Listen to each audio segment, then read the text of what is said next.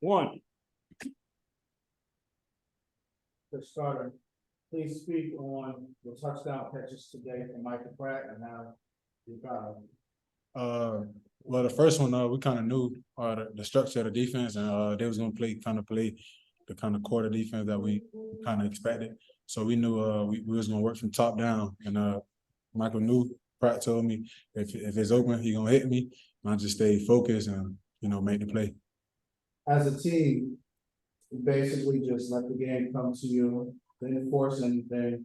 It was basically just let everything just come as they may. How did you guys make it look so easy on the field? Hardly any mistakes today. I mean, we just game plan really well. We take practice very serious, and we always harp on doing the right things at all times and always being 1-0.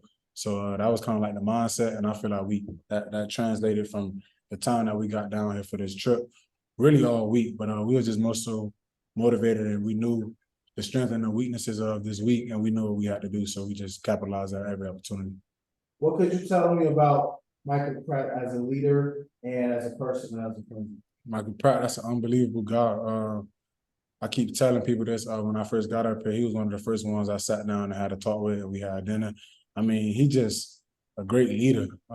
He practices what he preaches, and he just more so just a great leader around the team. He always making sure that he's in good spirits because he knows that everyone is looking at him, and he's just a very faithful guy. He kind of knows what's going to happen. So, unbelievable guy. Then when you guys came home to Boca Raton, actually for him it's on Boca Raton, you guys were visiting. So what was the feeling when you guys came down here? Was it yesterday you guys came down? Yeah, we got down here yesterday. We knew being that we're from Florida, it's a couple other guys definitely from Florida as well. We kind of knew what this game kind of meant to not only us but our families as well, because we need tickets and we need to do this and we need to do that. But it was more so about the team more than anything.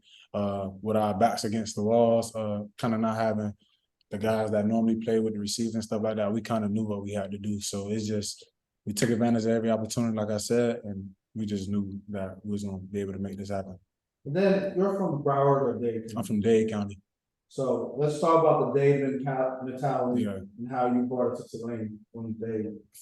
We got a couple of Dade guys on the team already, but I feel like everybody kind of got their own swag in the locker room. But Miami is a little different. We probably gonna dance a little bit more.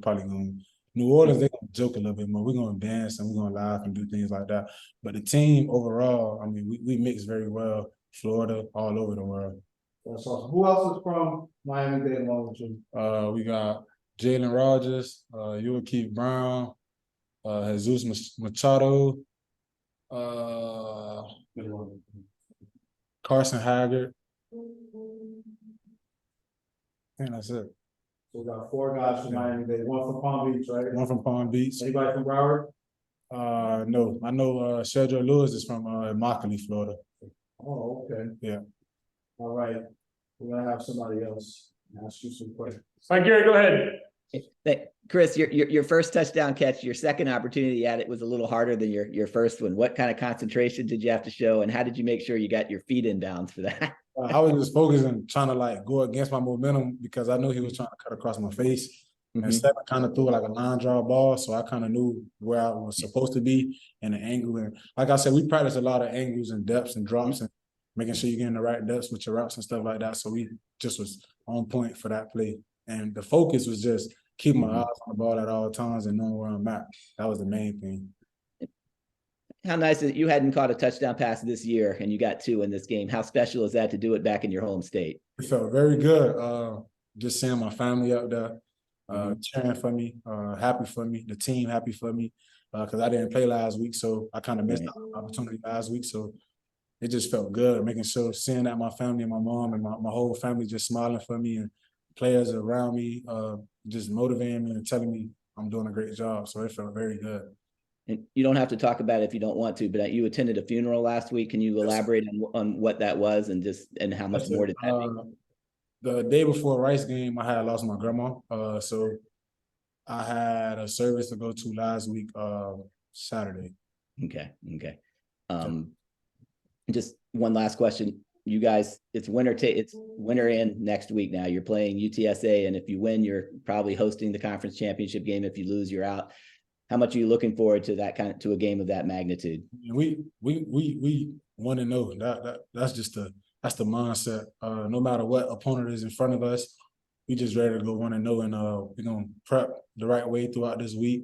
Make sure everyone gets healthy, and just take advantage of this next opportunity we know is at hand, and we know what we got to do. So it's up to us as a team to game prep right, have a great week of practice, and everything else will take care of itself. Thank you. Same breath, how comfortable do y'all feel in those situations? Not only because of what you were able to accomplish last year, right, in that spot, but even the way that you guys have won games this year leading up to this point. Like, how comfortable do you feel in a winner goes on, survive and advance type game? I feel like our team know how to really play great football as a whole. I mean, we go key and key. I mean, if something's not working at the time, it may not work at this necessarily moment, but I feel like when we need it, it's gonna happen. I don't want to say like we kind of survived, and I just feel like we kind of missed out on we like these past couple of weeks. There was a few opportunities that we need to clean up, and I think it showed this week that we were more like advanced and we was more aware of every situation. So we just comfortable with kind of just any opponent in front of us because we feel like we know what we could do, and we know the type of week we had, and we kind of know the type of coaches that we have around us, and we got ball players here. What? And when I say survive in advance, I'm talking about this upcoming game, not the previous games. Those kind of led up to it. You see what I'm saying? Okay, so you saying surviving UTSA? Yes, correct. Okay, like I said, like they just another opponent in a way, and we're gonna do what we have to do. It all starts tomorrow when we get back. Now, you being a Florida guy, you understand catching the touchdowns today, just how cool it is to like do it in front of home, right? Do it in front of family and friends. For Michael and all that he's accomplished, right? For him to be able to become Tulane's all-time passing leader back at home, how cool is that for him? And maybe how happy are you for him to be able to do that in a place that's so special to him? I'm more than happy for him. That's a very humble guy. He's a very tough guy. He kind of take advantage of every opportunity that he sees. Like, I mean, he deserves it because, like I said, he's a great guy, man. He's a great leader, and he just knows what to do and when to do it. And like I said, he's a very faithful guy. He believes in God, and he kind of just trusts the process of whatever's in front of him. So I'm more than happy for him. I'm happy that he was back at the crib to do what he got to do, making his mama proud, making his family proud. So I'm more than happy for him. I actually didn't know that. How good do you feel now about your decision to transfer to Tulane? I mean, my decision was always, I felt great. I kind of knew what I was coming into, and just having that mindset, like I said, going 1-0, it kind of just stuck with me. Like when I got here, and it's kind of seeing other guys do 1-0 mindset things, and seeing the whole team kind of group up and want what's best for the team. I'm more than happy for that. That's all I would ever wanted to be around anyways. All right, guys, we got to roll. Thank you. Appreciate it.